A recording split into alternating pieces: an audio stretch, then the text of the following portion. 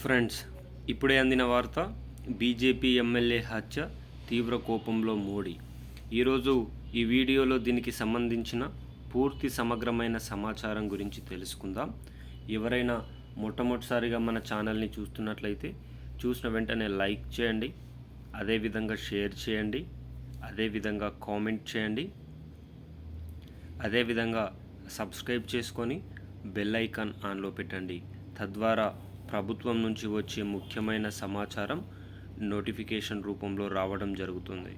ఇక ఆలస్యం చేయకుండా ఈరోజు వీడియోలోని వివరాల్లోకి అయితే వెళ్ళిపోదాం. రాష్ట్ర వ్యాప్తంగా, దేశవ్యాప్తంగా హత్యా రాజకీయాలు పెరిగిపోతున్నాయని చెప్పడంలో ఎలాంటి సందేహం లేదు. ఒకరేమో మతాల మధ్య చిచ్చు పెడితే, మరొకరేమో మతాలకు అభివాదం తెలియచేస్తున్నామని పేర్కొంటారు. ఇటీవల కాలంలో BJP MLA, Goshamahal MLA Raja Singh హత్యాకాల్పులపైన వివరణ ఇవ్వడం జరిగింది. ఆఫ్ఘనిస్తాన్ నుంచి, అదేవిధంగా పాకిస్తాన్ నుండి ఎమ్మెల్యే రాజాసింగ్ను చంపేస్తామని సోమవారం 3:45 నిమిషాలకు 3:30 నిమిషాలకు మిస్డ్ కాల్స్ వచ్చాయని మీడియాకు తెలియజేశారు. ఆ నంబర్లను కూడా రాజాసింగ్ పేర్కొనడం అయితే జరిగింది.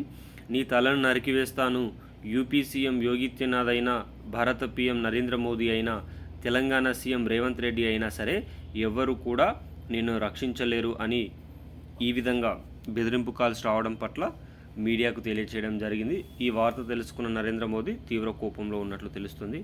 అదేవిధంగా తెలుగు రాష్ట్రాలలో ఎమ్మెల్సీ ఎన్నికలు జరుగుతున్న వేళ రాష్ట్ర వ్యాప్తంగా తీవ్ర ఉత్కంఠ నెలకొందని చెప్పుకోవచ్చు.